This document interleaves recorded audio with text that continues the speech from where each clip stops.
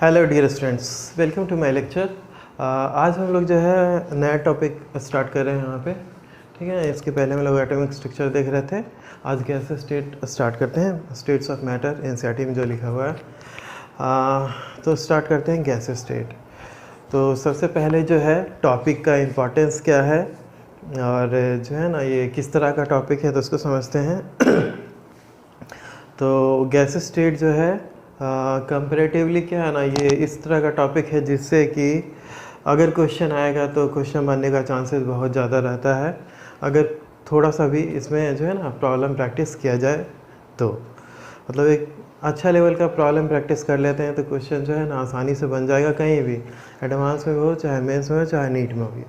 तो कहीं भी क्वेश्चन आसानी से बन जाता है इस टॉपिक से, अगर थोड़ा सही से पढ़ लिया जाए तो इसको। और जो है ना हर एक एग्ज़ाम में मोर और लेस 1 से 2 क्वेश्चन पूछता है, एडवांस हो, चाहे मेंस हो, चाहे नीट हो। तो 2 से 3 नहीं पूछता है, मैक्सिमम 2 ही तक पूछेगा, 1 पूछेगा या फिर 2 पूछेगा। आजकल का मेंस का जो ट्रेंड है कि किसी चैप्टर से 3 तक भी पूछ लेता है, तो लेकिन इससे 2 ही पूछेगा। ठीक है ना, मैक्सिमम 2 तक पूछेगा, 1 पूछता है या फिर 2 ही पूछता है। ठीक है, तो टॉपिक जो है इम्पॉर्टेंट है और इसलिए इम्पॉर्टेंट है कि इस टॉपिक से क्वेश्चन आएगा तो बनना ही बनना है, नहीं बनने का चांस नहीं है। खासकर एडवांस में आएगा तो वहाँ तो आसानी से बनेगा। ठीक है, अदर चैप्टर में थोड़ा सा मतलब लोग समझते हैं कि ये टॉपिक टफ है तो उससे क्वेश्चन हो सकता है कि दिक्कत थोड़ा बहुत हो, लेकिन इस चैप्टर से आएगा ना तो एडवांस का भी कितना भी टफ क्वेश्चन पूछेगा ना तो बनेगा, उसमें आसानी से बना के आओगे आप लोग। तो यहाँ पे हम लोग जो है टॉपिक स्टार्ट करते हैं। ये टॉपिक मतलब क्या है और इसमें क्या पढ़ेंगे और फिर कैसे स्टार्ट करेंगे, और देख ही रहोगे बोर्ड पे ये सब लिखा हुआ है, उसको समझते हैं। तो सबसे पहले गैस स्टेट। ठीक है, जैसे solid state, liquid state, gas state. तो हम लोग जो है ना पर्टिकुलर एक स्टेट के बारे में पढ़ेंगे, गैस स्टेट। यानी कि कोई भी चीज़ गैस के फॉर्म में है तो उसके बारे में हम लोग पढ़ेंगे। ठीक है, तो कोई भी चीज़ गैस के फॉर्म में है तो इसका कहने का मतलब ये हुआ कि हम लोग जो चीज़ें गैस के फॉर्म देख रहे हैं, ठीक है ना, यानी अपना जो रूम टेम्परेचर है उस पर जो है जो चीज़ें गैस के फॉर्म में दिख रहा है ना, जनरली उसके प्रॉपर्टी की बात करेंगे। ठीक है, यानी जो भी गैस है, helium gas, hydrogen gas, oxygen gas, उसके अलावा जितना भी गैसेस हम लोग देखते हैं या उस पर्टिकुलर टेम्परेचर पे जो गैस रहेगा उसको हम लोग समझेंगे। तो यहाँ पे सिंपली जो है गैस के प्रॉपर्टीज़ के बारे में पढ़ना है, गैस के बारे में पढ़ना है। तो अब गैस के बारे में कैसे पढ़ेंगे, तो गैस में के बारे में पढ़ने के लिए ना कुछ बेसिक लॉ दिया गया है, उस लॉ का यूज़ करके हम लोग गैस के बारे में पढ़ेंगे। तो जो भी बेसिक लॉ है, जैसे यहाँ पे भी लिखा हुआ है Boyle's law, Avogadro's law, Charles law. ठीक है, और भी आगे जाके ठीक है बहुत सारा लॉ आएगा, जैसे डिफ्यूज़न का लॉ आता है, ग्राहम्स लॉ, और भी आता है लॉ, डाल्टन्स लॉ आता है। ठीक है, तो और भी कुछ लॉ आगे भी हम लोग यहाँ पे देखेंगे। तो फिलहाल तो ये जो बेसिक लॉ इसके बारे में हम लोग बात करेंगे। तो ये जो बेसिक लॉ है ना, ये सब चीज़ों का यूज़ करके हम लोग गैस के बारे में पढ़ते हैं और इसी से क्वेश्चन में पूछता है। इसको फॉर्मुलेट करके अच्छा सा क्वेश्चन बन जाता है, मतलब बहुत अच्छा लेवल का क्वेश्चन बन जाता है। थोड़ा सा प्रॉब्लम प्रैक्टिस रहेगा ना तो आसानी से बना सकते हो सब चीज़ें। तो ये चीज़ है। तो ये जो बेसिक लॉ है, आई थिंक ये तो पहला चैप्टर में, ठीक है ना, आप लोग थोड़ा बहुत पढ़ेंगे, एवोगाड्रो नंबर और एवोगाड्रोस लॉ, ये सब। ठीक है, या फिर 10th में भी, शायद 9th 10th में भी थोड़ा बहुत पढ़ना है, पता नहीं ICSE बोर्ड में तो पढ़ना है, शायद CBSE में भी हो। तो अगर पढ़ना आता है तो अच्छी बात है, नहीं आता तो फिर इसको जो है ना सीख लेंगे। तो स्टार्ट करते हैं हम लोग गैस स्टेट। तो गैस स्टेट स्टार्ट कर रहे हैं तो सबसे पहले इस लॉ के बारे में पढ़ेंगे, तो और उस लॉ से रिलेटेड क्या क्या क्वेश्चन बनेगा उसको भी देखेंगे, और उस लॉ से रिलेटेड जो थ्योरेटिकल क्वेश्चन एग्जाम में पूछता है उसको भी हम लोग देखेंगे। ठीक है, या फिर ग्राफ रिलेटेड जो एग्ज़ाम में आएगा उसको भी हम लोग देखेंगे। और यहाँ पे जो भी ग्राफ डिस्कस करेंगे ना, एक बार ये सब करने आ गया तो फिर कहीं भी किसी भी चैप्टर का कोई ग्राफ पूछेगा, ठीक है ना, किसी भी सब्जेक्ट में, मैथ छोड़ के, मैथ में थोड़ा एडवांस लेवल का रहेगा। ठीक है, तो हम लोग जो है आसानी से, खासकर केमिस्ट्री में आसानी से कर्व बना सकते हैं। जैसे कुछ लोग को एटॉमिक में भी कर्व बनाने में दिक्कत हो रहा है, तो इसका यूज़ करके ना जो यहाँ पे बताएंगे उसका यूज़ करके वो वहाँ पर भी हम लोग कर्व बता सकते हैं, या फिर आगे केमिस्ट्री में जहाँ पे भी कर्व बनाने के लिए बोलेगा तो हम लोग वहाँ पे बना सकते हैं, बस एक बार सीख लेंगे तो।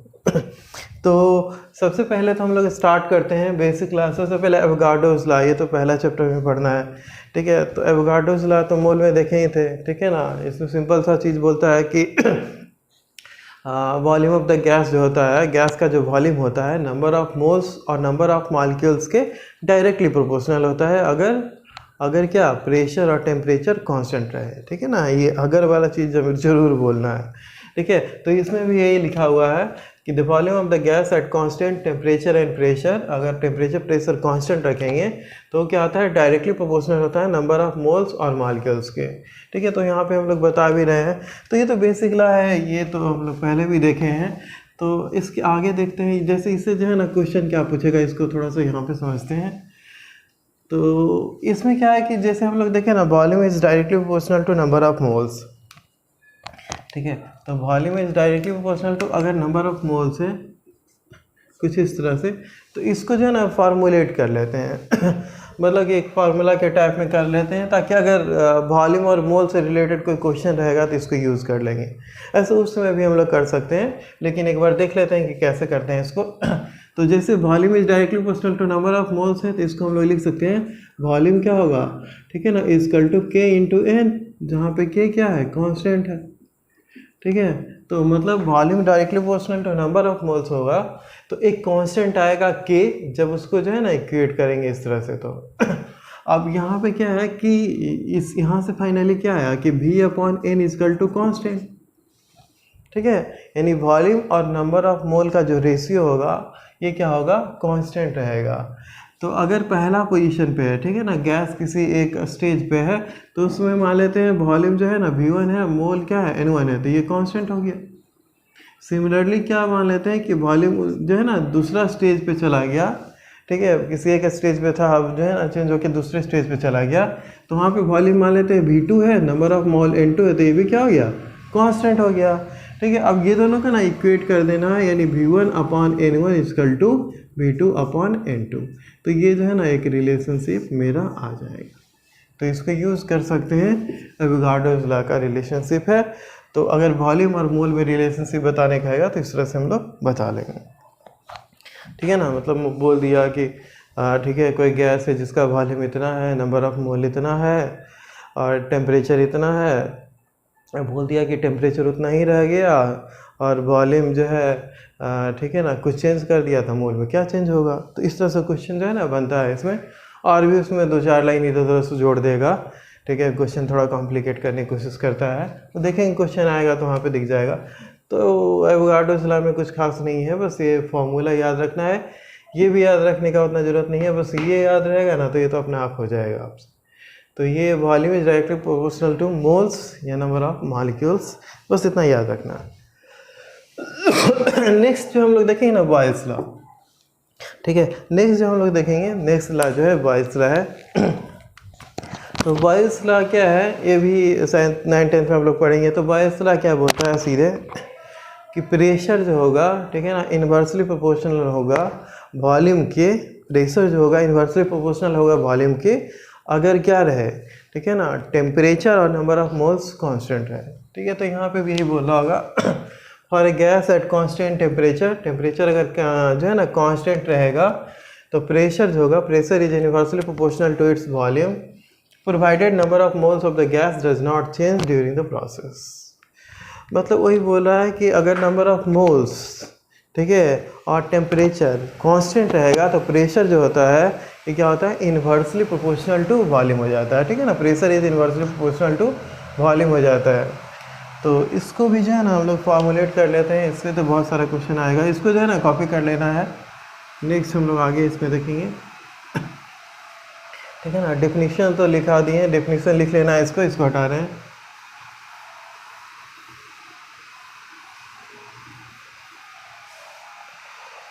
तो इसको जो है ना हम लोग समझते हैं, एक्चुअली समझते क्या है, फार्मूलेट ही इसको करते हैं। तो प्रेशर जो हो गया, ठीक है, प्रेशर जो हो गया डायरेक्टली प्रोपोर्शनल हो गया 1/V के, ठीक है। तो 1/V के प्रोपोर्शनल हो गया, कांस्टेंट क्या था, नंबर ऑफ मोल्स, और टेम्परेचर जो है ना यहाँ पे क्या है, कांस्टेंट है। तो यहाँ पे अगर बात करेंगे तो ये पे क्या हो गया, इसको हम लोग इस तरह से लिख सकते हैं, pressure is equal to K × 1/V। जहाँ पे जो है ना के क्या हो गया, कांस्टेंट हो गया, जब भी हम लोग देख रहे थे, मतलब क्या हो गया, पी भी इजकल टू कांस्टेंट। ठीक है, इस तरह से हम लोग लिख सकते हैं। अब यहाँ पे जो है ना इफ मतलब मान लेते हैं एट स्टेज 1, मतलब पहला स्टेज पे है, ठीक है, तो मान लेते हैं प्रेशर P1 था, वॉल्यूम V1 था, तो दोनों का प्रोडक्ट क्या होगा, कांस्टेंट आएगा। बाद में स्टेज 2 में अगर मान लेंगे, ठीक है ना, प्रेशर P2 था, वॉल्यूम V2 था, तो ये क्या आएगा, कांस्टेंट आएगा। अब ये दोनों को रिलेट करेंगे तो P1, ठीक है ना, V1 equal to P2 V2 equal to K, ठीक है ना, यानी फाइनली आया क्या, P1 V1 equal to P2 V2। ठीक है, तो इस तरह से जो है ना हम लोग रिलेट कर सकते हैं यहाँ पे, ये एक तरह से फॉर्मूलेट आ गया। तो ये दूसरा आ गया, एक तो V1/N1 इजकल टू V2/N2 आया, और दूसरा जो है ना P1 V1 equal to P2 V2 आ गया। तो ये सेकेंड जो है ना अपना इस तरह से इक्वेशन आएगा। अब जो है हम लोग जो है ना यहाँ पे देखेंगे इसको कि प्रेशर और वॉल्यूम के बीच में रिलेशनशिप बैठा रहे हैं, तो ये जो चीज़ें है ना इसमें कर्व क्या क्या होगा, तो इसको हम लोग को समझना है यहाँ पे। तो आप लोगों को क्या करना है, ठीक है, यहाँ पे जो है जैसे यहाँ पे कितना 5 कर्व निकालने के लिए दिए हैं, तो इसमें क्या है, सबको ये चीज़ लिख लेना है और खुद से बनाना है पहले। ठीक है ना, जैसे प्रेशर वॉल्यूम के बीच में रिलेशनशिप दे दिया बॉयल्स लॉ के लिए, ठीक है ना, सब बॉयल्स लॉ के लिए है, तो यहाँ पे कैसा कर्व आएगा। ठीक है, यहाँ पे भी जो है ना प्रेशर 1/V के बीच में कर्व दिया बॉयल्स लॉ के लिए, तो कैसा रिलेशन आएगा। यहाँ पे भी जो है, ठीक है ना, कैसा कर्व आएगा, तो हम लोग कैसा कर्व आएगा ना उसको हम लोग यहाँ पे समझेंगे। तो इस चीज़ को देखते हैं, तो पहले इसको हटा देते हैं, ठीक है, इसको कॉपी कर लेना है।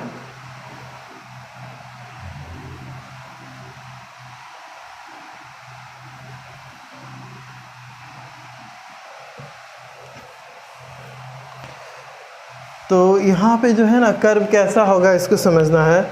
तो यहाँ पे हम लोग देखेंगे, जैसे क्या था ना मेरे पास P V equal to constant, ठीक है, ध्यान से देखना है कर्व कैसे ड्रा करेंगे इसको हम लोग यहाँ पे समझेंगे। तो बाई एक्सिस पे जो रहेगा ना, बाई एक्सिस पे क्या है, ठीक है, इसको बाई एक्सिस पे जो है उसको बाई मान लेंगे, ठीक है ना, तो ये बाई हो गया बाई एक्सिस पे। जो एक्स एक्सिस पे है, ठीक है ना, इस तरह से है, इस तरह से है, जो एक्स एक्सिस पे है उसको एक्स मान लेंगे, ठीक है ना, तो ये कांस्टेंट, या इसको लिख सकते हैं इस तरह से, x y equal to constant. तो जो है ना x y equal to constant क्या होता है, हाइपरबोला होता है, रेक्टेंगुलर हाइपरबोला का कर्व होता है। इसका कर्व कुछ ऐसे आएगा, ठीक है ना, ये ऐसे आ जाता है, ये सब हाइपरबोला में पढ़ना है, ठीक है ना, आप लोग को शायद कोऑर्डिनेट में था ना, ये आगे पढ़ना है, लास्ट में आता है इलिप्स हाइपरबोला, ठीक है, सबसे लास्ट में जो है ना हाइपरबोला पढ़ना है। तो अभी हम लोग को ना जितना ज़रूरत होता है बता देते हैं, ठीक है। तो एक्स बाई इजकल टू के है, तो उसका कर्व कुछ ऐसे होगा। तो हम लोग यहाँ पे जो है ना कर्व क्या बनाएंगे, कुछ इसी तरह से ऐसे करेंगे ना, ऐसे कर लेंगे, और ये जो है इधर ले जाएंगे और इधर ले जाएंगे। लेकिन क्या है ना, हम लोग प्रेशर और वॉल्यूम ले रहे हैं, तो प्रेशर और वॉल्यूम क्या होता है, नेगेटिव नहीं होता है, ठीक है ना। प्रेशर वॉल्यूम क्या होगा ना, या तो जीरो होगा, नहीं तो क्या होगा, कुछ पॉजिटिव ही होगा, ठीक है। तो निगेटिव वाला जो है ना इसको हटा देते हैं, इसका तो मतलब ही नहीं है हम लोग के लिए, तो इसका मतलब नहीं है ना, तो इसको हटा देते हैं यहाँ से। तो कर्व जो रहेगा ना यही रह जाता है। तो कर्व जो होगा P V equal to constant का, ये कुछ इस तरह से आएगा, ठीक है। नेक्स्ट जो कर्व हम लोग देख रहे हैं, नेक्स्ट जो हम लोग कर्व देख रहे हैं यहाँ पे, प्रेशर इन्वर्सली प्रोपोर्शनल टू जो है ना प्रेशर और 1/V के बीच में। तो अब इसका कर्व कैसे हम लोग ड्रा करेंगे ना, इसको हम लोग को देखना है। तो यहाँ पे जो है इसको लिखे हुए थे ना P V equal to constant, तो pressure equal to K into 1/V ऐसे लिख सकते हैं। अब जो बाई एक्सिस पे है ना इसको बाई मान लेंगे, ठीक है, इजकल टू के इंटू जो एक्स एक्सिस पे है उसको एक्स मान लेंगे, तो ये बाई इजकल टू क्या आएगा, के एक्स, ठीक है। तो बाई इजकल टू क्या आ गया, के एक्स, यानी y equal to m x. क्या होता है, स्ट्रेट लाइन होता है ना, तो स्ट्रेट लाइन बना देंगे पासिंग थ्रू द ऑरिजिन, ठीक है। तो straight line passing through the origin, तो इस तरह से जो है ना ये कर्व हो जाएगा मेरा। जो है तीसरा जो है ना इसको हम लोग देखते हैं, इसको कैसे करेंगे। तो इस केस में हम लोग अगर देखते हैं पी वी इजकल टू क्या है, कांस्टेंट के है, तो दोनों साइड क्या है ना लॉग ले लेंगे, log P V equal to log K, log P V equal to log K ले लेंगे तो क्या होगा दोनों side, log P plus log V equal to log K, ठीक है। या फिर हम लोग इसका लिख सकते हैं log P equal to minus log V plus log K, ठीक है ना, कुछ इस तरह से। अब क्या है ना, जो बाई एक्सिस पे है, ठीक है, ये दो कर्व तो लिखा गया ना, इसको हम लोग बना रहे हैं लॉग पी या लॉग भी वाला।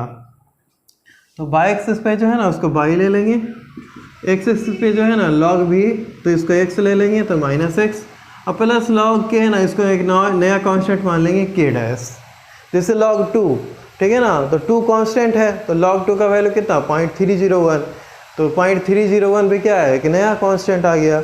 2 भी कांस्टेंट था, 0.301 भी कांस्टेंट है, तो क्या हो गया, ये के डैश एक नया कांस्टेंट मान लिए। अब ये जो है ना कर्व ड्रा करना है कि बाई इक्वल टू माइनस के एक्स कैसे जो है ना माइनस एक्स प्लस ये कर्व कैसे होगा, तो हम लोग जो है ना कैसे इसको बताएंगे, तो इसको थोड़ा सा देख लेते हैं हम लोग, ठीक है। तो यहाँ पे देखना है ना कि जैसे कर्व दिया रहेगा स्ट्रेट लाइन का, तो कैसे बनाएंगे तो अगर स्ट्रेट लाइन में देखेंगे तो सीधे जो है ना, अगर कुछ इस तरह से रहेगा तो ये जो कर्व हो जाएगा ना y equal to m x का, ये जो कर्व होगा y equal to m x का, ठीक है। अगर ये जो है ना इसका कुछ जो है इंटरसेप्ट दे देंगे, यानी यहाँ पे इंटरसेप्ट क्या है, ओरिजिन से पास कर रहा है ना, कुछ इंटरसेप्ट दे देंगे, तो ये जो कुछ कर्व आएगा ना ये, ठीक है, ये जो कर्व होगा ये होगा y equal to m x plus c का, ठीक है ना। ये जो है ना सी इंटरसेप्ट होगा यहाँ तक, यानी ये जो इंटरसेप्ट होगा ये क्या होगा, सी हो जाएगा मेरा, यानी ये वाला जो होगा ना ये सी हो जाएगा, ठीक है। स्लोप होगा एम, ठीक है ना, स्लोप तो देख रहे हैं, तो दोनों तो पैरेलल ही है। अब जो है ना बाई इक्वल टू, जैसे क्या था ना इंटरसेप्ट प्लस में गया, इंटरसेप्ट माइनस में जाएगा ना, तो ये जो हो जाएगा नीचे से जाएगा कुछ इस तरह से, तो ये हो जाएगा y equal to m x minus c, ठीक है। स्ट्रेट लाइन का जरूरत पड़ेगा ना, इसीलिए बता दे रहे हैं, कभी कर्व ड्रा करेंगे तो इक्वेशन बस बता दे रहे हैं कि कौन सा इक्वेशन रहेगा तो कैसा इसका जो है ना कर्व बनेगा। तो y equal to m x का ये बनेगा, y equal to m x plus c का ये बनेगा, y equal to m x minus c का ये बनेगा। अब अगर जो है ना y equal to minus m x रहेगा, ठीक है ना, कुछ इस तरह से y equal to minus m x, तो इसका जो है ना स्लोप क्या रहेगा, 45 के क्या होगा, परपेंडिकुलर होगा ना। जैसे ये 45 है तो ये क्या हो जाएगा, परपेंडिकुलर हो जाएगा, ठीक है ना, एम के अकॉर्डिंग यहाँ पे जो भी स्लोप रहेगा ना इसका परपेंडिकुलर हो जाएगा। तो परपेंडिकुलर हो जाता है ना, तो ये कुछ y equal to minus m x का लाइन का कुछ ऐसे आएगा, ये हो जाएगा y equal to minus m x line का, ठीक है। अब जो है ना अगर इसमें प्लस सी करेंगे तो ये क्या होगा, कर्व इतना से ऊपर चला जाएगा, तो ये जो है ना ये हो जाएगा y equal to minus m x plus c, ठीक है। अब अगर जो है ना नीचे ले आएंगे तो माइनस कर देंगे ना इसमें, तो ये हो जाएगा y equal to minus m x minus c. तो ये जो है ना 6 लाइन है। अब इसका जो है ना मतलब थोड़ा दिमाग में याद रखना है कि y equal to m x है तो ऐसे जाएगा, y equal to minus m x है तो ऐसे जाएगा, प्लस सी रहेगा तो थोड़ा सा ऊपर कर देंगे इंटरसेप्ट जितना रहेगा, माइनस रहेगा तो थोड़ा सा नीचे कर देंगे, ठीक है। अब अगर जो है ना कर्व ऐसे है तो इसमें भी प्लस रहेगा तो थोड़ा ऊपर कर देंगे, माइनस रहेगा तो थोड़ा नीचे कर देंगे।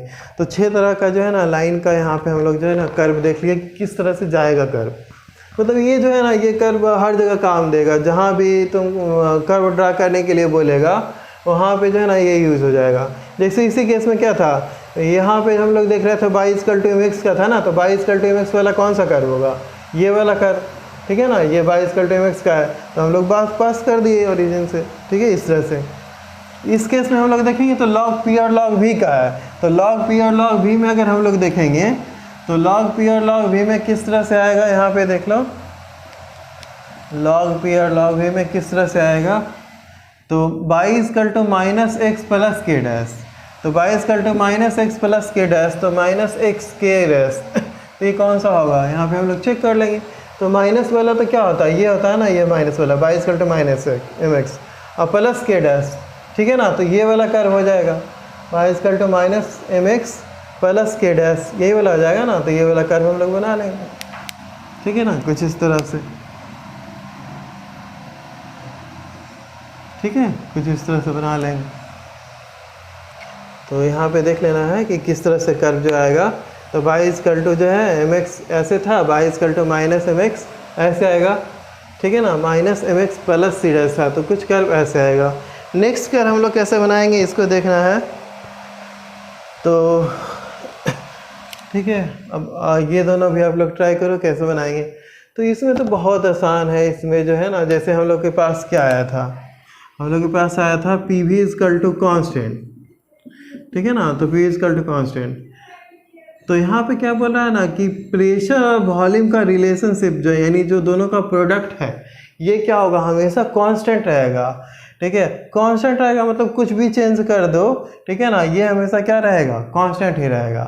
तो प्रेशर घटा दो या प्रेशर बढ़ा दो, ठीक है ना, वॉल्यूम बढ़ा दो या प्रेशर बढ़ा दो, ये क्या है ना, कांस्टेंट होगा। तो प्रेशर वॉल्यूम का जो प्रोडक्ट होगा ना कांस्टेंट होगा, जो भी वैल्यू आएगा, ठीक है। प्रेशर इतना रखेंगे तभी कांस्टेंट होगा, प्रेशर इतना रखेंगे तभी इतना ही आएगा, ठीक है ना, प्रेशर इतना रखेंगे तभी इतना ही आएगा। अब जो है ना, जैसे यहाँ पे रखे तो प्रेशर इतना आया, पी भी इतना आया, इतना आया, सब मिला के ऐड कर देंगे तो स्ट्रेट लाइन आएगा, ठीक है ना। इस केस में भी वॉल्यूम इतना रखेंगे तो मान लो जो है इस केस में, ठीक है ना, वॉल्यूम इतना आया, इस केस में जो है ना यहाँ पे इतना रखे तो इतना रखा है, ठीक है ना। जैसे जैसे वॉल्यूम बढ़ाते जाएंगे इसका वॉल्यूम जो है ना कांस्टेंट रहेगा, इसको मिलाएंगे तो एक स्ट्रेट लाइन आ जाएगा। तो बहुत लोगों को लग रहा होगा कि यहाँ पे कि सर प्रेशर बढ़ाएंगे तो कुछ ना कुछ तो चेंज होना चाहिए ना, तो यहाँ पे देखना ना, जैसे प्रेशर बढ़ाएंगे ना तो वॉल्यूम घट जाएगा, ठीक है, प्रेशर बढ़ाएंगे तो वॉल्यूम घट जाएगा, दोनों का प्रोडक्ट है ना सेम आ जाएगा। पहले जितना था तो जैसे जैसे इसको बढ़ाते जाएंगे घटते जाएगा, ठीक है ना, या इसको बढ़ाएंगे तो इसको घटते जाएगा, दोनों का प्रोडक्ट जो है ना सेम आएगा, तो इसीलिए स्ट्रेट लाइन आता है इस तरह से। तो इम्पॉर्टेंट है, ये ध्यान देना है, जब भी कर्व बनाने के लिए कहेगा, ठीक है ना, जब भी कर्व बनाने के लिए कहेगा तो बाई एक्सिस पे जो लिखा रहेगा उसको बाई मान लेंगे और एक्स एक्सिस पे जो लिखा रहेगा उसको एक्स मान लेंगे, ठीक है। उसके बाद जिसके लिए कर्व बनाना रहेगा, जैसे यहाँ पे क्या है ना, बॉयल्स लॉ के लिए कर्व बनाना है तो बॉयल्स लॉ का हम लोग प्रेशर और वॉल्यूम में रिलेशनशिप देखेंगे। तो बॉयल्स लॉ का pressure volume relationship P V equal to constant था। तो अब मेरे पास क्या है ना कि यहाँ पे लॉग पी दिया हुआ था, इसको लॉग में कन्वर्ट कर लेंगे। तो लॉग में कैसे कन्वर्ट कर लेंगे, दोनों साइड लॉग ले लेंगे, लॉग ले लेंगे, फिर लॉग का जो है ना जो रूल है उसको फॉलो करेंगे। लॉग ए इंटू बी क्या होता है, लॉग ए प्लस लॉग बी हो जाता है। उसके बाद इस तरह से लिख लेंगे और उसके बाद जो है ना यहाँ पे लॉग पी को एक साइड रखेंगे और लॉग बी को क्या है ना अलग साइड रखेंगे, तो इस तरह से आ जाएगा। उसके बाद फिर जो है ना यहाँ पे लॉग पी की जगह बाई रख देंगे, लॉग बी की जगह एक्स रख देंगे, तो ये इक्वेशन आ गया। अब इस इक्वेशन का कौन सा लाइन होगा हम लोग देख लेंगे, ठीक है ना। तो कौन सा लाइन होता है इस इक्वेशन का, प्लस के जैसे ना, तो ये वाला होता है, तो इसको यहाँ पे जो है ना एज इट लिख दिए। तो ये कुछ इस तरह से हो गया। तो सिमिलरली उसका हम लोग देख लिए, इसका भी देख लिए, हाइपरबोला का भी देख लिए। तो कर्व जो होता है ना मोर और लेस स्ट्रेट लाइन का होगा तो तुम अब सब जो है ना बना सकते हो। स्ट्रेट लाइन का कोई भी कर्व बनाने के लिए देगा, कहीं भी दे देगा, ठीक है ना, केमिस्ट्री में कहीं भी दे देगा, इवन फिजिक्स में भी दे देगा। इस टाइप से कर्व बनाने के लिए क्वेश्चन देगा तो वहाँ भी बना सकते हो आसानी से। मैथ में तो अलग से ही उसका क्वेश्चन आता है अलग टाइप का, यहाँ पे तो कर्व बनाने के लिए देगा, तो आसानी से इस तरह से हम लोग करके इसको बना सकते हैं बहुत आसानी से। अब बन जाता है, आसानी से नंबर ला सकते हो। हर साल देखिए रहे हो मेंस में, एडवांस में, नीट में भी थोड़ा थोड़ा कर्व पूछने लगा है। आईआईटी में तो पूछता ही है, ठीक है। आईआईटी में अगर जो है ना उसको टफ क्वेश्चन करने का मन रहा और जो है न्यूमेरिकल्स में बहुत ज़्यादा टफ नहीं करना चाह रहा है, फिर भी टफ करने की कोशिश करेगा तो सीधे कर्व दे देगा, ठीक है ना, कि कौन सा कर्व होगा बताइए। तो ये ध्यान देना है। तो कर्व बनाने आना चाहिए, कुछ नहीं, 2-3 बार ट्राई करना, आसानी से बन जाएगा। तो हम लोग जो है ना 2 लॉ देख लिए, एक तो एवोगाड्रोस लॉ देख लिए, दूसरा बॉयल्स लॉ देख लिए। अब नेक्स्ट आते हैं तीसरा चार्ल्स लॉ, ठीक है। Avogadro's law, volume is directly proportional to number of moles. Boyle's law, pressure is inversely proportional to volume. बाकी जो कांस्टेंट है वो दिमाग में रखना है। नेक्स्ट जो है हम लोग जो है ना चार्ल्स लॉ की बात करेंगे। तो चार्ल्स लॉ क्या होता है, ठीक है ना। तो चार्ल्स लॉ क्या होता है, तो चार्ल्स लॉ हम लोग कहते हैं कि वॉल्यूम इज, ठीक है ना, volume is directly proportional to temperature. तो टेम्परेचर नहीं बोलेंगे, ठीक है, मतलब मैक्सिमम लोग बोलते हैं टेम्परेचर, तो ये जो है ना गलत है। टेम्परेचर नहीं बोलते हैं, उसको बोलते हैं एब्सोल्यूट टेम्परेचर। तो क्या बोलते हैं कि अगर जो है ना टेम्परेचर, ठीक है, यहाँ पे क्या हो रहा है, volume is directly proportional to absolute temperature. तो इसमें अगर क्या है प्रेशर और नंबर ऑफ मोल्स कांस्टेंट है, अगर प्रेशर और नंबर ऑफ मोल्स कांस्टेंट है तो उस केस में क्या होगा, ठीक है ना, वॉल्यूम इज डायरेक्टली प्रोपोर्शनल हो जाएगा किसके, एब्सोल्यूट टेम्परेचर के, नॉट टेम्परेचर। एब्सोल्यूट टेम्परेचर मतलब क्या होता है, टेम्परेचर इन केल्विन, ठीक है। और ये जो है ना यहाँ पे इतना इम्पॉर्टेंट क्यों हो जाता है, एब्सोल्यूट टेम्परेचर ही हम लोग क्यों यूज़ करते हैं, तो उसका बहुत ज़बरदस्त यूज है आगे चल के।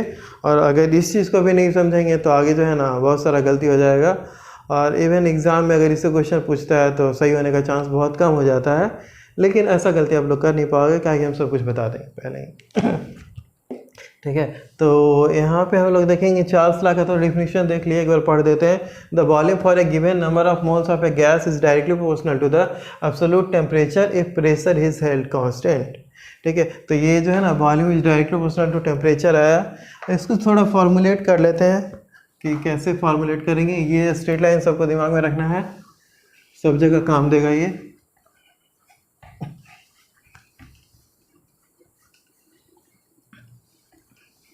ठीक है, तो फॉर्मुलेट कर लेते हैं पहले इसको हम लोग। तो the volume for a given number of moles of a gas is directly proportional to the absolute temperature. तो इस केस में क्या हो गया ना कि वॉल्यूम जो हो गया डायरेक्टली प्रोपोर्शनल हो गया एब्सोल्यूट टेम्परेचर के।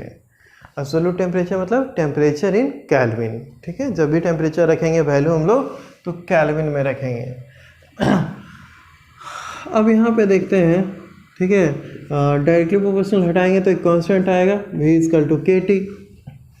अब इसको आगे बढ़ाएंगे तो क्या आएगा, v upon T equal to constant. तो अब मान लेते हैं पहला स्टेज पे जो है ना v1 अपॉन t1 है, तो ये क्या होगा कांस्टेंट, वॉल्यूम v1 है, टेम्परेचर t1 है, तो जो है ना दोनों का रेशियो कांस्टेंट। सेकेंड स्टेज पे मान लेते हैं कि जो है ना v2 है t2 है भी कांस्टेंट, तो दोनों से क्या हो जाएगा v1 upon t1 equal to v2 upon t2 equal to K, या फिर हम लोग लिख सकते हैं v1 upon t1 equal to v2 upon t2। ठीक है ना, ये तो ये जो है ना इक्वेशन आ गया मेरा। ठीक है, तो ये तीसरा जो है ना ये लॉ के लिए हम लोग देख रहे थे। पहला तो एवोगाड्रोस के लिए देखे v अपॉन n, और इसके पहले देखें pv इक्वल टू कॉन्स्टेंट है, इसके लिए v upon T equal to constant या v1 upon t1 equal to v2 upon t2। तो ये तीन इक्वेशन देख लिए। इसमें भी जो है कर्व बताने की बात कर रहा है, उसके बाद में आएंगे नोट को। पहले इस कर्व को देखते हैं।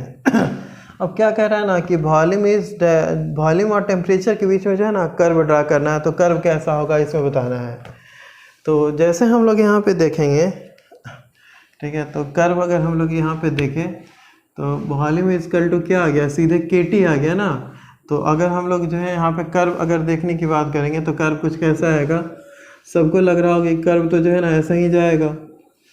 ठीक है, मतलब वॉल्यूम ऊपर रखे या टेम्परेचर नीचे रखे तो y इक्वल टू क्या हो गया, mx का कर्व बन गया। तो ये होगा, तो ये जो है ना गलत हो जाएगा। यहाँ पे जो है टेम्परेचर जो हम लोग लिख रहे थे, सॉरी टेम्परेचर जो है ना डिग्री सेंटीग्रेड में लिख रहे थे, तो ये गलत हो जाएगा ना। टेम्परेचर जो है ना डिग्री सेंटीग्रेड पे था, तो ये जो है ना गलत हो जाएगा। गलत क्यों हो जाएगा, ठीक है, क्वेश्चन इज गलत क्यों हो जाएगा। तो यहाँ पे देखना, जैसे टेम्परेचर 0 केल्विन रखेंगे तो वॉल्यूम क्या हो जाएगा 0 केल्विन। तो अगर हम लोग यहाँ से कर्व ड्रा कर दिए, जैसे यहाँ से कर्व ड्रा कर दिए, ठीक है, तो टेम्परेचर यहाँ पे क्या आएगा 0 डिग्री सेंटीग्रेड आएगा। ठीक है ना, वॉल्यूम अगर हम लोग ले रहे हैं तो ये 0 आ गया वॉल्यूम। ठीक है ना, वॉल्यूम 0 आ गया, टेम्परेचर 0 डिग्री सेंटीग्रेड। और 0 डिग्री सेंटीग्रेड करने का मतलब कितना हो गया 273 केल्विन। 273/5 होता है ना, तो मान लो 273 केल्विन, यानी 0 केल्विन पे वॉल्यूम 0 होता है। ठीक है, 0 केल्विन पे सॉरी वॉल्यूम 0 होता है, टेम्परेचर इसका 0 केल्विन रहेगा तब। तो यहाँ पे तो हम लोग क्या कर रहे हैं 0 डिग्री सेंटीग्रेड पे ही 0 कर रहे हैं, तो पॉसिबल है नहीं। ठीक है, जैसे हम लोग 0 डिग्री सेंटीग्रेड पे देखते हैं ना, तो हर चीज़ का तो वॉल्यूम दिखता ही है। तो ऐसा तो है नहीं कि 0 डिग्री सेंटीग्रेड पे जो है ना वॉल्यूम 0 हो जाएगा, तो ऐसा होता नहीं है। ठीक है, वो तो हम लोग नॉर्मल अपने लाइफ में भी देख रहे हैं। तो ये जो है ना इस तरह से नहीं बनेगा। अगर इसको केल्विन में लिखता ना तो ये जो कर्व था क्या था, सही था। तो इस केस में क्या होगा, जो कर्व हम लोग बनाएंगे, ठीक है, ये क्या होगा थोड़ा सा जो है ना अप हो जाएगा। अब क्या है ना, अगर हम लोग कहाँ गया कर्व, ये इसको ये केल्विन में था, इसको जो है ना डिग्री सेंटीग्रेड में कन्वर्ट करेंगे तो थोड़ा सा जो है ना कर्व ऊपर से आएगा, कुछ इस तरह से। ठीक है। अब जो है ना यहाँ पे 273, ठीक है, 273 डिग्री सेंटीग्रेड अगर लाएंगे, मतलब पीछे ले जाएंगे यहाँ से, ठीक है ना, जैसे 0 डिग्री सेंटीग्रेड है यहाँ पे, आगे बढ़ाएंगे तो ये जो हो पीछे जब अगर हम लोग जाएंगे मतलब -273 डिग्री सेंटीग्रेड पे आएंगे, ठीक है, या इसी को हम लोग क्या बोलेंगे, 0 केल्विन। तो -273 डिग्री सेंटीग्रेड पे आएंगे या 0 केल्विन बोलेंगे, तो इस समय ना वॉल्यूम 0 हो जाएगा। तो वॉल्यूम जो है ना, ये बाई एक्सिस पे वॉल्यूम था तो इसको जो है ना नीचे ले आए तो घटते घटते घटते क्या हो गया, 0 हो गया। तो ये कर्व कुछ इस तरह से रहेगा, ठीक है ना, इस तरह से आगे बढ़ेगा। तो ये ध्यान रखना है कि जो है ना केल्विन में रहेगा तो सॉरी डिग्री सेंटीग्रेड में रहेगा तो ऐसे। अगर केल्विन में पूछ देता है ना कि वॉल्यूम ऊपर है और केल्विन जो है ना टेम्परेचर जो है केल्विन में दे रहा है एक्स एक्सिस पे, तो ये 0 से जाएगा, ठीक है, इस तरह से कर्व बन जाएगा। लेकिन अगर डिग्री सेंटीग्रेड में देगा तो इस तरह से कर्व नहीं बनाएंगे, गलत हो जाएगा। तो ये चीज़ें है एग्ज़ाम में जो जनरली पूछता है ना, एक तो अच्छा क्वेश्चन पूछेगा, इससे वो तो करवाएंगे आगे, लेकिन जो है ना कर्व भी जनरली पूछते रहता है, ठीक है। तो खासकर कुछ चैप्टर्स में कर्व पूछते रहता है, इससे भी पूछने का चांस रहता है, पूछा भी है। और भी कुछ चैप्टर है, बताएंगे कहाँ से कर्व पूछता है, क्या क्या पूछता है, क्या पूछा है, क्या पूछ चुका है, हर चीज़ बताते रहेंगे उसमें। तो ये चीज़ है। तो ये जो है ना, ये कर्व थोड़ा ध्यान रखना बहुत इम्पोर्टेंट है। अब देखो नोट में 2 पॉइंट लिखे हैं, ठीक है ना, ये तो कॉमन है, उसको समझा देंगे, अभी कुछ खास नहीं है। ये थोड़ा सा देखना इसमें कि पहला पॉइंट है, कह रहा है ना कि एट 0 केल्विन, 0 केल्विन में क्या होता है कि काइनेटिक एनर्जी जो होता है 0 हो जाता है। ठीक है, एट 0 केल्विन काइनेटिक एनर्जी 0 होता है, सो मॉलिक्यूलर मोशन 0 हो जाता है, तो हीट जो है ना गैस के पास कोई हीट होगा नहीं। तो एट 0 केल्विन काइनेटिक एनर्जी जो है 0 हो जाता है। तो ये भी कैसे होता है ना, ये काइनेटिक एनर्जी का होता है फार्मूला आएगा 3/2 kT। थोड़ा सा और आगे बढ़ेंगे ना इसी चैप्टर में आगे kT जो काइनेटिक थ्योरी ऑफ गैसेस देखेंगे तो वहाँ पे आएगा वो। तो उससे जो है ना हम लोग कंक्लूड कर लेते हैं कि अगर जो है टेम्परेचर 0 केल्विन चला गया, जो कि पॉसिबल नहीं है, ठीक है ना, अभी तो एग्जिस्ट नहीं कर रहा है, मतलब अभी कोई नहीं देखा है कि 0 केल्विन होता है कैसा है। 0 केल्विन तक ऐसा कोई पहुंचा नहीं है, मतलब टेंडिंग तो है, मतलब कुछ साल पहले तक 3-4 केल्विन तक लोग चले गए थे, अब तो शायद लगता है 1 केल्विन क्या उससे अभी नीचे चले गए हैं, ठीक है ना। लास्ट ईयर का कुछ न्यूज़ था, याद नहीं अच्छे से, लेकिन 0 केल्विन एग्जैक्टली जो है ना कोई अचीव उस तरह से भी नहीं किया है। और तो और उस उतना लोएस्ट टेम्परेचर पे जाके जो है और प्रॉपर्टी देखना और ये सब जो है अभी इसका कोई रिसर्च नहीं आया है।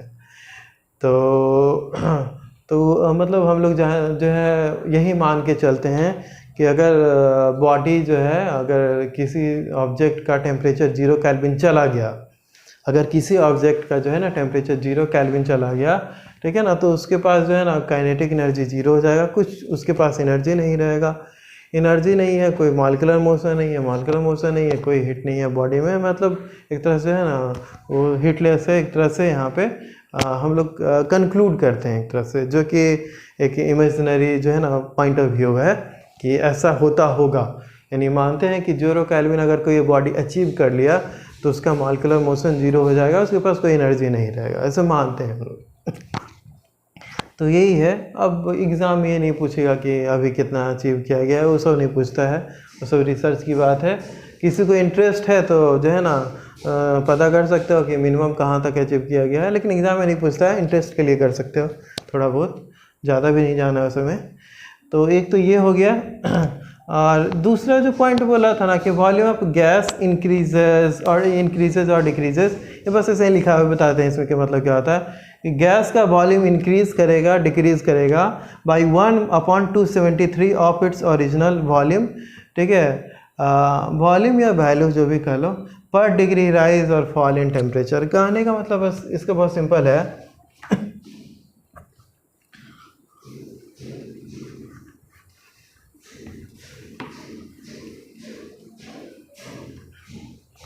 ठीक है। तो ये बोलता है ना यहाँ पे कि वॉल्यूम जो होगा गैस का इंक्रीज करेगा। मान लेते हैं जो है ना इनिशियल वॉल्यूम V1 है जो कि V है। अब कह रहा है टेम्परेचर जो है, मान लेते हैं टेम्परेचर T है, ठीक है, अब 1 डिग्री से राइज कर रहा है, ठीक है ना। तो मान लो कि टेम्परेचर जो है ना 1 डिग्री से राइज कर गया, तो मान लो कि टेम्परेचर T2 है, तो जो है यहाँ पे मान लेते हैं कि टेम्परेचर 1 डिग्री से राइज कर गया, 1 डिग्री सेंटीग्रेड या 1 डिग्री केल्विन। जब चेंज हम लोग देखते हैं ना तो दोनों में सेम आएगा, केल्विन हो या डिग्री सेल्सियस हो, सेम ही आता है। जैसे सपोज करो, ठीक है, मान लो कि 40 डिग्री सेंटीग्रेड था मेरे पास टेम्परेचर स्टार्टिंग में, बाद में जो है चेंज होके 80 डिग्री सेंटीग्रेड हो गया, ठीक है ना, टेम्परेचर चेंज कर गया। अब देखो इसको केल्विन में बदल लेते हैं, तो ये कितना हो गया, स्टार्टिंग में 40 था तो 273 ऐड कर देंगे तो केल्विन में आ जाएगा, तो इतना केल्विन है। बाद में क्या हो गया, 80 प्लस 273 हो जाएगा, इसको भी जो है ना केल्विन में कन्वर्ट कर लिए। अब जब चेंज देखेंगे ना, इस टेम्परेचर में कितना चेंज आया, 40 ऐसे गया तो चेंज कितना का हुआ, 40 का, ठीक है ना, 40 डिग्री का चेंज हुआ, ठीक है ना, चेंज इन टेम्परेचर। इससे इसमें बात करेंगे तो क्या होगा, 273 घटा लेंगे ना सीधे, 80 प्लस 273 ये माइनस 40 प्लस 273, तो इसमें भी जो है ना 273 घट गया तो कितना हो गया, 40 डिग्री, 40 केल्विन जो भी बोलो। तो टेम्परेचर चेंज जब भी करेंगे ना तो सेम में आएगा, कोई भी यूनिट ले लो, डिग्री सेल्सियस केल्विन किसी में भी ले लोगे ना सेम ही आएगा। कन्वर्ट करते हैं ना तो इस तरह से आता है, देख ही सकते हो, ठीक है ना, कुछ किए नहीं है, बस कन्वर्जन में दोनों साइड ऐड हो जाता है, ठीक है। तो कुछ इस तरह से हो जाएगा, तो इसको हटाते हैं।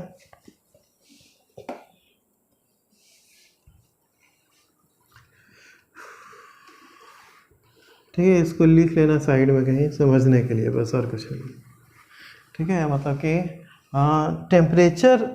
टेम्परेचर का वैल्यू कहीं लिख रहे हैं ना तो डिग्री सेंटीग्रेड में या डिग्री सेल्सियस में लिख रहे हैं या फिर कहीं केल्विन में लिख रहे हैं तो बहुत अंतर है। डिग्री सेंटीग्रेड में लिखेंगे तो फिर वो जो वैल्यू उसको लिखना पड़ेगा, उसी को केल्विन में लिखेंगे तो 273 से ऐड करेंगे, या 273.15 बोलते हैं एग्जैक्टली, ठीक है ना, अप्रॉक्सीमेटली 273 केल्विन, तो उसको ऐड करेंगे, ये चीज़ ध्यान रखना है। तो टेम्परेचर डिफरेंस और टेम्परेचर में क्या है ना बहुत अंतर है, इसको ध्यान देना। तो इसमें बोल रहे हैं ना कि अगर 1 डिग्री से बढ़ा रहे हैं टेम्परेचर तो वॉल्यूम जो हो गया ना क्या हो जाएगा, initial volume V plus V upon 273 हो जाएगा। ये इसका बोलना है कि volume of the gas increase करेगा डिक्रीज करेगा by 1/273 of its original volume पर डिग्री, ठीक है ना, पर डिग्री राइज और फॉल इन टेम्परेचर। मतलब 1 डिग्री बढ़ा देंगे तो ये बढ़ जाएगा, 1 डिग्री घटा देंगे तो क्या हो जाएगा, घट जाएगा, ठीक है। तो अगर मान लो टेम्परेचर जो है ना स्टार्टिंग में 0 डिग्री सेंटीग्रेड है, ये बढ़ के कितना हो गया 273 degree centigrade, sorry 273 degree centigrade हो गया, तो ये क्या हो जाएगा, V2 जो हम लोग लिखेंगे, ठीक है ना, V plus V upon 273 into 273 से बढ़ गया ना तो ये कट गया तो 2 भी हो गया। तो 273 डिग्री सेंटीग्रेड से अगर बढ़ा रहे हैं, ठीक है, तो वॉल्यूम क्या हो जाएगा, डबल हो जाएगा। या फिर बढ़ा रहे हैं ना मतलब चेंज देख रहे हैं तो 273 केल्विन से भी जो है ना बढ़ाएंगे तो उसमें भी क्या होगा, डबल ही हो जाएगा। जब भी चेंज देखेंगे तो केल्विन में बोलेंगे और डिग्री में भी बोलेंगे, दोनों में सेम ही आएगा, कोई फ़र्क नहीं आएगा। अभी जस्ट पहले हम इसको जो है ना डिस्कस किए थे। तो ये चीज़ है, अभी हम लोग यहाँ पे देखें कि बॉयल्स लॉ क्या था, चार्ल्स लॉ क्या था, उसके बाद फिर आगे भी हम लोग देखें, क्या देखें जी, Boyle's law, Charles law, Avogadro's law, और ये तीनों में फार्मूलेट कैसे करेंगे, उसके बाद कर्व कैसे बनाएंगे। जैसे 2 का कर्व बताया ना तो उससे एवोगाड्रोस लॉ में भी कोई कर्व रहेगा ना तो उसमें भी हम लोग क्या कर सकते हैं, आसानी से बना सकते हैं। उसमें स्ट्रेट लाइन जैसे ही आएगा और डिपेंड करता है ना किस चीज़ के बारे में बोल रहा है। तो ये चीज़ है, इम्पॉर्टेंट है यहाँ पे। तो देखो बहुत आसान है ये टॉपिक, बस यही है ना कि मतलब कि एग्ज़ाम में तो कितना भी आसान मतलब रहेगा तो तुमको आसान तो पूछेगा नहीं, सिंपल सी बात है। मतलब कितना भी इजी टॉपिक रहेगा तो सेम तो पूछेगा नहीं बिकॉज बहुत सारे लोग एग्ज़ाम दे रहे हैं, तो कुछ ना कुछ थोड़ा बहुत तो टेस्ट करेगा ही, ठीक है। तो थोड़ा बहुत टेस्ट करेगा, बस उतना ही होगा, ऐसा भी नहीं कि बहुत ज़्यादा टेस्ट करके बहुत हाई लेवल में चला गया। तो उतना भी नहीं जाता है, ठीक है ना, थोड़ा थोड़ा घुमा देता है, उतना ही मैक्सिमम बच्चा निकल लेता है, उससे बनता नहीं है, गलत कर लेते हैं। तो वही है, तो मतलब कोशिश यही होना चाहिए ना कि तुमसे गलत कम हो, ठीक है, मतलब कम से कम गलत हो। मतलब जितना कम गलत करोगे ना उतना ज़्यादा नंबर आने का चांस है। तो यही बात है। हाँ, तो अपने आप को बस इम्प्रूव करते चलना है, और जो है अपने आप को मतलब क्या करना है, मतलब अपने आप को जो है मतलब एक तरह से सीखते चलना है, और जो जो कमी था उसको जो है ना इम्प्रूव करते जाना है। ठीक है, अच्छा अच्छा जो रैंकर्स जो रहता है ना उसका बस यही खूबी रहता है कि जैसे मान लो टॉप 100 में कोई रैंक ला रहा है, ठीक है ना, टॉप 200 में या टॉप 500 में, ठीक है, इवन 1000 के आसपास जो रैंक ला रहा है, तो उसका बस वही खूबी है ना कि मतलब 2 साल तो सब पढ़ता है, तो वो लोग भी पढ़ता है, मेहनत करता है। ठीक है ना, तुम लोग भी मेहनत कर ही रहे हो, तो बस वही है ना कि सीखते चलना है कि जैसे मेरे में ये कमी हो गया तो अगले बार जो है ना ये कमी, मतलब ये गलती ना हो मेरे से। हालांकि नेक्स्ट बार भी गलती होगा, ठीक है ना, तो फिर नेक्स्ट बार कोशिश करना कि अगले बार ना हो। 2-3 बार ऐसे करते करते ना वो सुधर जाता है, पहले बार में तो सुधरने का चांस बहुत कम है, लेकिन 2-3 बार करेंगे तो सुधर जाता है, और जब तक नहीं सुधरेगा रैंक नहीं आएगा। ठीक है, तो हम जैसे बहुत बच्चों को ये चीज़ बोलते रहते हैं, ठीक है, और बहुत लोग अपने आप में सुधार करके बहुत अच्छा, मतलब एवरेज बच्चा जो है ना अच्छा स्कोर करके रैंक ले आता है अच्छा खासा। बस ये बोलते रहते हैं, समझाते रहते हैं, ऐसे बाबू ऐसे कर लो, ऐसे करो, ये सब गलती मत करो, इतना ही समझते समझते करते करते वो अच्छा कर जाता है। और जो लोग थोड़ा बहुत है ध्यान कम देते हैं तो उन लोगों का थोड़ा सा रैंक पीछे आ जाता है। सिलेक्शन तो होगा ही, क्योंकि मेहनत कर रहे हो, ठीक है ना, इतना दिन से मेहनत कर रहे हो, लगे हो, पूरा टाइम दे रहे हो अपना, तो सिलेक्शन तो होना ही है, मैक्सिमम चांस से हो ही जाता है। अब लेकिन सिलेक्शन में भी क्या है ना कि रैंक किसका कितना अच्छा आता है, तो उस हिसाब से आईआईटी मिलेगा तुमको, ठीक है, या फिर नीट में अच्छा कॉलेज मिलेगा।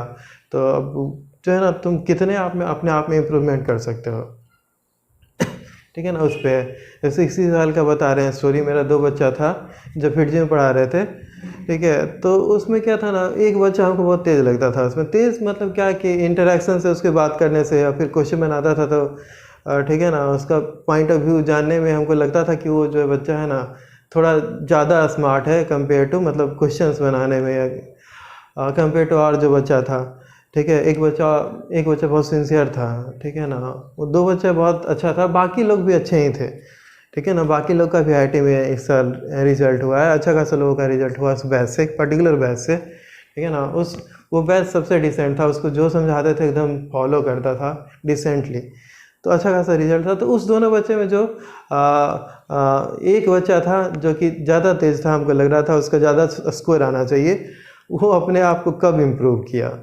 ठीक है ना, अपने आप को थोड़ा सा कम इम्प्रूव किया, इम्प्रूव तो कर ही रहा था, जो बोल रहे थे सुन रहा था, लेकिन इम्प्रूव अपने आप को थोड़ा कम किया।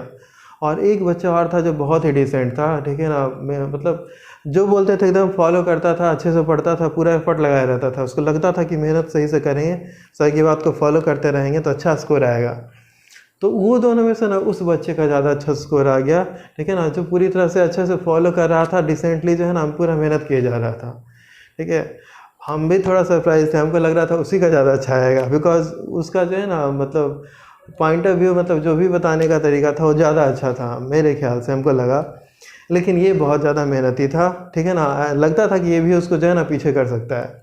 ओवरऑल जो रैंक आया इस साल, ठीक है, तो दोनों का 1200 के आसपास है, ठीक है, तो एक का जो है, ठीक है, लास्ट में है 1200 के, एक का बीच में है कुछ, और सही है 1200 के आसपास है दोनों का, मतलब 25-30 रैंक का अंतर है दोनों का, एडवांस की बात कर रहे हैं।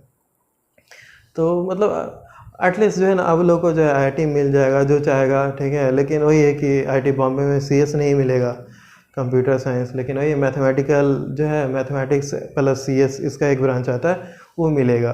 वो सब बोल रहा है, अपने बात कर रहा था, बता रहा था सर ऐसा ऐसा है, तो और आईआईटी रुड़की में शायद सीएस भी मिल जाएगा लोग को, ठीक है ना, मतलब रैंक आजकल एक्चुअली 10,000 के आसपास है ना टोटल सीट है, तो 1000 तक में ठीक ठाक मिल जाता है आजकल, पहले तो मिलता ही नहीं था। पहले तो 500 रैंक भी लिया होगा तो आईआईटी दिल्ली में तुमको पता नहीं क्या मिलेगा नहीं मिलेगा, लास्ट में मिलेगा, मतलब स्थिति ये मतलब बहुत ख़राब था। मतलब टॉप 200 300 लाना पड़ेगा तभी तुमको आईआईटी दिल्ली में अच्छा रैंक, अच्छा कुछ ब्रांच मिल पाएगा। अभी तो है कि जो है ना मतलब 2000 3000 में भी आईआईटी दिल्ली मिल जाता है, आईआईटी बॉम्बे मिल जाता है। ब्रांच अच्छा नहीं मिलता है, ठीक है ना, लेकिन मिल जाता है 1000 तक के आसपास में कुछ कुछ ठीक ब्रांच मिल जाएगा सेटिस्फैक्ट्री। उसके थोड़ा नीचे लाएंगे तो मतलब और अच्छा मिलने का चांस होता है, मिल जाता है अच्छा खासा, बहुत सारा आईआईटी हो गया ना। तो ये चीज़ है। तो मेरा इतना समझाने का मतलब बस एक ही चीज़ है ना, एकदम पूरी तरह से जो है हम लोग जो बताते हैं उसको फॉलो करो और जम के मेहनत करो, अपना कमी को सुधारते चलो, अच्छा रिजल्ट आएगा, आता है आएगा, ठीक है। जो बच्चा जो जिसके बारे में बता रहे हैं, जिसका रैंक थोड़ा सा पीछे आ गया, बोला सर आप बोलते रहते थे, ठीक है ना, हम उतना इम्प्रूव नहीं कर पाया, छोटा छोटा गलती हो गया एग्ज़ाम में एडवांस में, इसीलिए थोड़ा सा मेरा रैंक नीचे आ गया। अदरवाइज़ उसको आता था, लेकिन जो है ना स्मॉल मिस्टेक सिली मिस्टेक से नीचे चला गया। तो ये चीज़ जो है ना तुम लोग को नहीं करना है, ये तुम लोग को दिमाग में बैठाना पड़ेगा। रिजल्ट देना है, रैंक देना है, तो मिस्टेक्स कम करो, ठीक है ना। सब लोग 80 पास हैं, जैसे टॉप 500 1000 जो बच्चा एग्ज़ाम दे रहा है, ठीक है ना, या टॉप 2000 बच्चा जो एग्ज़ाम दे रहा है, या मान लो टॉप 3000 बच्चा जो है, वो सब 80 पास है, थोड़ा बहुत का अंतर रहता है। कौन कितने अपने आप को इम्प्रूव करता है ना, उसी पे तुम्हारा जो है ना रैंक रिजल्ट ये सब डिपेंड करेगा।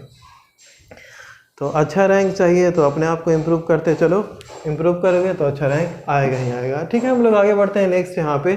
तो Boyle's law, Charles law, Avogadro's law देख रहे थे। अब यहाँ पे नेक्स्ट जो है हम लोग देख रहे हैं ये आइडियल गैस इक्वेशन की बात करें कि आइडियल गैस इक्वेशन क्या होता है। आई थिंक ये पढ़े होगे तुम लोग थोड़ा बहुत, नहीं पढ़े होगे तो बता देंगे। तो आइडियल गैस इक्वेशन जो होता है ये होता है PV equal to nRT। Ideal gas equation जो होता है PV इक्वल टू nRT होता है। अब ये जो PV इक्वल टू nRT है ये 9th 10th में शायद पढ़ना है, अगर नहीं पढ़ना है तो ये होता है ideal gas equation PV equal to nRT। P pressure होता है, pressure of the gas, V volume of the gas या volume occupied by the gas, N number of moles of the gas, R जो होता है universal gas constant, T होता है temperature in kelvin. तो ये इक्वेशन कैसे आएगा ना, इसको प्रूव करेंगे, ठीक है। तो अभी जो 3 लॉ पढ़ाए थे उसका यूज़ करके ना ये इक्वेशन प्रूव करना है। तो तुम लोग जब वीडियो पॉज करो, प्रूव करो, हम जो है ना बताते हैं यहाँ पे। तो सबसे पहले यहाँ पे देखना, जैसे जो 3 लॉ पढ़े थे, तो सबसे पहले ना था क्या, volume is directly proportional to number of moles या नंबर ऑफ मॉलिक्यूल्स। तो यहाँ पे देखो वॉल्यूम जो हो जाएगा directly proportional to number of moles और मॉलिक्यूल्स आएगा। तो यहाँ पे अगर हम लोग बात करेंगे तो यहाँ पे देखो ये जो हो जाएगा ये किसके अकॉर्डिंग आ गया, अकॉर्डिंग टू किसके, अकॉर्डिंग टू सबसे पहले जो पढ़े थे एवोगाड्रोस का, ठीक है। और टॉप 100 और टॉप 500 में रैंक लाना है, ठीक है ना, तो पूरा सिंसियर तुमको बनना पड़ेगा, कम से कम जब तक एग्ज़ाम नहीं हो जाता एडवांस का तब तक, ठीक है। क्या कि जो भी टॉप 100 में रैंक लाता है उस बच्चे को हम देख रहे हैं, ठीक है ना, पढ़ाए हैं वैसा बच्चा भी है, ठीक है, या फिर जो है क्लास में ज़्यादा दिन नहीं पढ़ाए हैं वैसा भी बच्चा है जो उस रैंक का लाता है। और ख़ासकर पटना में जो है ना 1000 के नीचे या फिर 500 के नीचे या 200 के नीचे बहुत कम रैंक आता है, तो उसका बहुत सारा रीज़न है, ठीक है। तो वो सब भी बताएंगे कि ऐसा क्यों हो जा रहा है। तो अभी नहीं, धीरे धीरे उसको बताएंगे। अब कोशिश करेंगे, मतलब मेरा कोशिश रहेगा तुम लोग सब जानो और अपने आप को इम्प्रूव करो। अगर तुमको 100 के अंदर रैंक लाना है या 500 के अंदर रैंक लाना है तो किस तरह से एफर्ट लगाएंगे तो जो है ना वो चीज़ें आएगा। यहाँ पे देखो जैसे उड़ीसा में ही देख लो, वहाँ का जो है बच्चा ले आता है टॉप 100 में रैंक, ठीक है ना, अच्छा खासा बच्चा ले आता है वहाँ पे। सोचो कैसा स्टेट है, उससे तो हम लोग अच्छा ही हैं, फिर भी वहाँ का ले आता है। तो बहुत सारे जो है ना फैक्टर्स अफेक्ट करता है, तो बात करेंगे उसकी धीरे धीरे, अभी फ़िलहाल तो नहीं। और ऐसा नहीं है कि बच्चा जो है ना बहुत टैलेंटेड है तुम टैलेंटेड नहीं हो, लेकिन लेवल मोर और लेस सेम ही रहता है सबका, हम तो देखे हैं, ठीक है। दूसरे स्टेट में भी, बिहार में भी जो फिरजी का भी बच्चा पढ़ रहा था उसका भी, ठीक है। तो सब का मोर और लेस थोड़ा बहुत रहता है, बस किस तरह से लोग फॉलो करते हैं चीज़ों को, बहुत मायने रखता है। तो देखना यहाँ पे सबसे पहले हम लोग ला पढ़े थे pressure is directly proportional to number of moles जो है ना दूसरा हम लोग ला पढ़े, ठीक है। तो प्रेशर क्या था, pressure is inversely proportional to volume, यही था ना, ठीक है ना। इसको उल्टा लिखते हैं, एक साइड में कर लेते हैं ना तो थोड़ा सा सहूलियत होगा इसमें। इसको लिख सकते हैं volume is directly proportional to 1/P, ठीक है। नेक्स्ट जो होगा, नेक्स्ट क्या होगा बताओ, ठीक है ना। तीसरा जो पढ़े थे, volume is directly proportional to absolute temperature. तो ये जो था अकॉर्डिंग टू, ठीक है ना, अकॉर्डिंग टू था ये एवोगाड्रोस लॉ, अकॉर्डिंग टू ये क्या था, बॉयल्स लॉ, ठीक है। अकॉर्डिंग टू ये क्या था, चार्ल्स लॉ। तो ये जो है 3 तरह का ये लॉ है।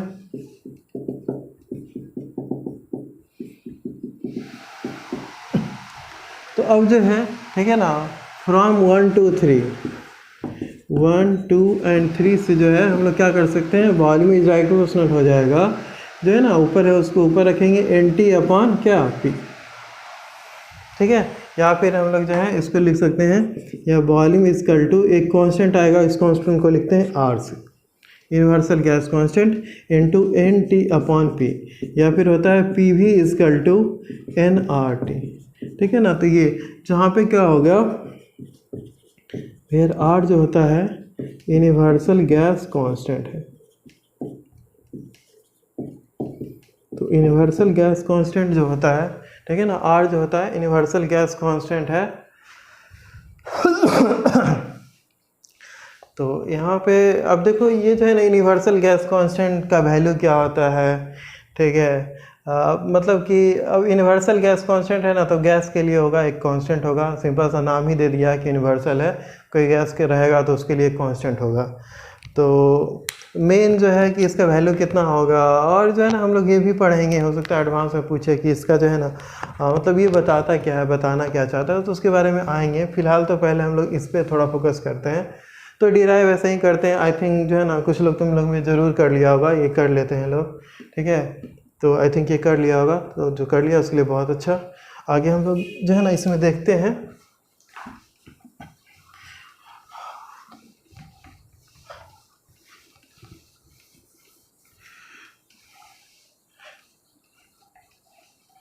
तो मेरे पास इक्वेशन जो है ना PV इक्वल टू nRT आया, जहाँ पे R यूनिवर्सल गैस कांस्टेंट है। तो इस इक्वेशन से आगे बढ़ते हैं हम लोग। तो यहाँ पे देख लो PV इक्वल टू nRT, ठीक है। अब देखना है यहाँ पे जनरली क्या है ना, R तो कांस्टेंट है, तो क्या हो जाएगा PV अपॉन NT, ये R हो गया ना, ये कांस्टेंट हो गया। तो यहाँ पे देख लो यहाँ पे देख लेना, अब क्या है ना R कांस्टेंट है, तो पहला स्टेज पे क्या हो गया, मान लो कि, ठीक है ना, प्रेशर P1 है, वॉल्यूम V1 है, नंबर ऑफ मोल्स N1 है, टेम्परेचर T1 है। तो दूसरा स्टेज पे क्या हो गया, P2 है, V2 है, N2 है, T2 है। तो ये जो है ना एक तरह से ये जो है फॉर्मुलेशन आएगा, ऐसे ये याद रखने का जरूरत नहीं है। PV इक्वल टू nRT है ना, तो R तो कांस्टेंट है, तो PV अपॉन NT कांस्टेंट होगा, तीसरे से हम लोग लिख सकते हैं। इसमें जो है अगर जो है ना नंबर ऑफ मोल्स कांस्टेंट रह जाए तो N1 N2 हो जाएगा, तो ये दोनों कट जाएगा ना, तो ये हो जाएगा P1 V1 upon T1 equal to P2 V2 upon T2, ठीक है। तो इसको भी याद रखने का जरूरत नहीं है, ठीक है, ये तो यहीं से आ जाएगा। ऐसे याद रख लेंगे तो अच्छी बात है, लेकिन उतना ज़रूरी नहीं है कि सब रटने का, सब चीज़ रटने का ज़रूरत नहीं है, अपने आप ही दिमाग में बैठ जाएगा, ये चीज़ बैठ जाएगा, ये चीज़ बैठ जाएगा। जो मेन यहाँ पे हम लोग बात करेंगे ये चीज़ तो आई थिंक आसानी से सब लोग कर लेते हैं। क्वेश्चन जो है मतलब इसे भी कर सकता है, लेकिन क्वेश्चन जो है ना इस तरह से कहाँ से ज़्यादा मतलब देगा तो थोड़ा सा टिपिकल होगा, हालांकि पता होगा तो भी बना सकते हैं, आसान है, कुछ टिपिकल ऐसा नहीं आएगा। जैसे PV इक्वल टू nRT था, तो प्रेशर वॉल्यूम हो गया, ठीक है। P जो है प्रेशर ऑफ द गैस है, V जो है volume occupied by the gas है, यानी गैस कितना वॉल्यूम जो है ना छेक रहा है, कवर कर रहा है। तो यहाँ पे देखो मोल को तो हम लोग लिखते हैं ना मास बाई मोलर मास या वेट बाई मॉलिक्यूलर वेट, ठीक है ना। तो इस तरह से हम लोग लिख लेते हैं, R तो R ही होता है, और T हो गया इस तरह से, ठीक है ना। मोल को ब्रेक कर दिए, मास बाई मोलर मास या वेट बाई मॉलिक्यूलर वेट, इस तरह से। तो अब देखो यहाँ पे क्या होगा ना, P हो गया, इसको जो है ना इस साइड ले जाते हैं तो M इधर आ गया, W अपॉन क्या हो गया, V आ गया, R आ गया और ये T आ गया, कुछ इस तरह से। तो यहाँ पे हम लोग लिख सकते हैं, यहाँ पे क्या हो गया, PM मास बाय वॉल्यूम हो गया ना, तो ये डेंसिटी इक्वल टू RT, ठीक है ना। तो ये एक इम्पॉर्टेंट इक्वेशन है, ये याद रखना है, ये थोड़ा सा जो है ना कह सकते हैं इम्पॉर्टेंट है। PM इक्वल टू DRT याद रखना है, ये रटना है, इसको रट लेना है। अब इसमें भी देखो क्या है ना, तो R तो कांस्टेंट है, तो क्या लिख सकते हैं, PM upon DT equal to R equal to constant. इसमें क्या है ना, फॉर ए पर्टिकुलर गैस, अगर कोई पर्टिकुलर गैस की बात करेगा, फॉर ए पर्टिकुलर गैस, तो पर्टिकुलर गैस में क्या होता है, M तो कांस्टेंट हो जाएगा ना, M तो मोलर मास होता है। तो बोल दिया कि ऑक्सीजन गैस है, तो उसका जो है ना मोलर मास या मॉलिक्यूलर मास जो है क्या हो गया, कांस्टेंट हो गया। तो यहाँ पे क्या हो जाएगा, ठीक है, P अपॉन DT, या लिख सकते हैं P1 upon D1, T1 equal to क्या हो जाएगा, P2 अपॉन D2, D2, ठीक है ना। तो ये थोड़ा सा दिमाग में रखना, ये याद रहेगा ना, तो ये सब कर सकते हैं आसानी से। तो ये इससे जो है ना क्वेश्चन पूछेगा, तो ये थोड़ा सा अच्छा लगेगा इस क्वेश्चन को बनाने में, ठीक है। हालांकि ये सब चीज़ें से भी क्वेश्चन घुमा के देता है, क्वेश्चन कराएंगे तो पता चलेगा, लेकिन ये थोड़ा डेंसिटी जो है ना प्रेशर के साथ यूज़ कर रहे हैं, तो थोड़ा अच्छा क्वेश्चन दिखेगा, वो लगेगा भी बनाने में भी। तो ये चीज़ यहाँ पे ध्यान देना है। अब इसमें जो है ठीक है, ये एक नेक्स्ट इसमें जो आएगा,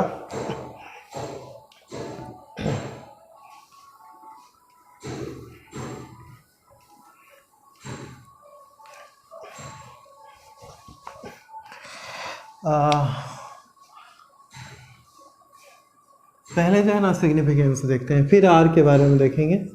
सिग्निफिकेंस मतलब आर का वैल्यू के बारे में देखेंगे, सिग्निफिकेंस ऑफ आर, ठीक है ना। यूनिवर्सल गैस कांस्टेंट, आर क्या होता है, R is universal gas constant. तो आर का सिग्निफिकेंस क्या होगा, कैसे बताएंगे कि सिग्निफिकेंस क्या होता है। जैसे क्या है ना कि जो भी कांस्टेंट बताते हैं ना, सबका सिग्निफिकेंस होता है कांस्टेंट का, वो आसानी से बता सकते हैं उसके इक्वेशन से, ठीक है। किसी भी टॉपिक में, जैसे केमिस्ट्री में तो है, फिजिक्स में भी बहुत सारा कांस्टेंट आता है, उसका भी बता सकते हो, ठीक है ना। तो खासकर जैसे फिजिक्स में तो थ्योरेटिकल है ना, तो इसमें जो है थ्योरी है, तो कांस्टेंट आएगा, तो उसके बारे में पूछता है, फिजिकल मीनिंग या फिर सिग्निफिकेंस क्या होगा, इस तरह से चीज़ें थोड़ा थोड़ा पूछता है, मतलब पूछने का चांस बनता है। एडवांस में पूछेगा, मेंस में कम चांस है, नीट में भी थोड़ा कम चांस है, लेकिन ध्यान रखना है, मतलब पूछ सकता है, बहुत बड़ा चीज़ नहीं है, सिंपली चीज़ रहता है। तो क्या होता है इसका फिजिकल सिग्निफिकेंस, ठीक है, तुम लोग को जो है बताना है यहाँ पे। नेक्स्ट क्लास जो हम लोग करेंगे इसमें, ठीक है ना, इसका सिग्निफिकेंस के साथ स्टार्ट करेंगे, और उसके बाद एक चीज़ और करना है तुम लोग को कि आर का वैल्यू कितना होता है। तो आर का वैल्यू होता है 8.314 लीटर एटीएम पर मोल पर केल्विन, और 8.314 जूल पर मोल पर केल्विन ये होता है, जूल में होता है, और 0.0821 लीटर एटीएम पर मोल पर केल्विन होता है। तो ये अगले क्लास में बताएंगे कैसे निकालते हैं और क्या होता है वैल्यू। तुम लोग खुद से करो तो अच्छी बात है, ठीक है ना। मतलब खुद से कैसे करेंगे ऐसे हम क्लास में बताएंगे कल। मतलब कि जैसे क्या होता है कि हम लोग पढ़े हैं ना कि मोल में एक चीज़ पढ़े होगा कि क्या होता है स्टैंडर्ड मोलर वॉल्यूम, ठीक है। स्टैंडर्ड मोलर वॉल्यूम में क्या पढ़े थे कि गैस का एक मोल का वॉल्यूम कितना होता है, एक मोल का वॉल्यूम 22.4 लीटर। तो स्टैंडर्ड टेम्परेचर स्टैंडर्ड प्रेशर पे होता है ना, तो स्टैंडर्ड टेम्परेचर कितना होता है 0 डिग्री 0 केल्विन, ठीक है ना। स्टैंडर्ड प्रेशर कितना होता है वहाँ पे, स्टैंडर्ड टेम्परेचर 0 डिग्री सेंटीग्रेड, और स्टैंडर्ड प्रेशर कितना होता है 1 atm। तो जो है ना इसका यूज़ करके आइडियल गैस इक्वेशन में पुट करना है और आर का वैल्यू निकालना है। तो दो काम रहा, नेक्स्ट लेक्चर के पहले तुम लोगों को करना है, एक तो आर का सिग्निफिकेंस क्या होगा, और दूसरा आर का वैल्यू जो है ना कैसे निकालते हैं, ये चीज़ है। तो सिग्निफिकेंस कमेंट में बताना है, आर का वैल्यू खुद एक बार निकाल के देख लेना, जो जैसे हम निकालेंगे, ठीक है। मतलब वैल्यू आ गया सेम तो सही ही बनाए होगे, ठीक है, एक बार देख लेना, मिला रहना उसको। तो नेक्स्ट लेक्चर में हम लोग यही करेंगे, उसके बाद नेक्स्ट लेक्चर में कुछ क्वेश्चंस करेंगे, और जो है उसके बाद फिर आगे कुछ पढ़ेंगे थ्योरी भी। ठीक है ना। तो थ्योरी पढ़ेंगे, उसके बाद क्वेश्चन भी करेंगे इसमें। तो नेक्स्ट लेक्चर में हम लोग वही करेंगे। तो फिलहाल अभी के लिए जो है ना इतना रखते हैं। बेसिक चीज़ें था यहाँ पे स्टार्ट किए हैं, और इस टॉपिक से कोई भी क्वेश्चन आएगा ना एग्ज़ाम में बना के आओगे, इतना मान के चलो। ठीक है, बस थोड़ा सा मेहनत कर लेना है, क्वेश्चन बनाना है, इसमें प्रैक्टिस करना है। बाकी इससे हर एग्ज़ाम में क्वेश्चन बनेगा। ठीक है ना, कोई भी एग्ज़ाम नहीं रहेगा जिसमें क्वेश्चन छूटेगा तुम्हारा। इवन एडवांस में भी आसानी से बना के आओगे। ठीक है, तो आज हम इस टॉपिक कहीं पे रखते हैं। नेक्स्ट लेक्चर में जो है इसमें हम लोग आगे स्टार्ट करेंगे, आर्ट से ही स्टार्ट करेंगे, सिग्निफिकेंस से स्टार्ट करेंगे। उसके बाद डाल्टन्स लॉ का पार्शियल प्रेशर है उसको थोड़ा देखेंगे, क्वेश्चन देखेंगे, और ग्राहम्स लॉ का इफ्यूज़न है उसको भी थोड़ा सा देखेंगे, देखते हैं कितना होता है। उसके बाद फिर थर्ड में करेंगे उसको आगे। तो आज स्टार्ट हो गया, हम लोग जो है अब इसको आगे कंटिन्यू करेंगे नेक्स्ट क्लास में। ठीक है जी, आज के लिए इतना ही रखते हैं। ठीक है, थैंक यू।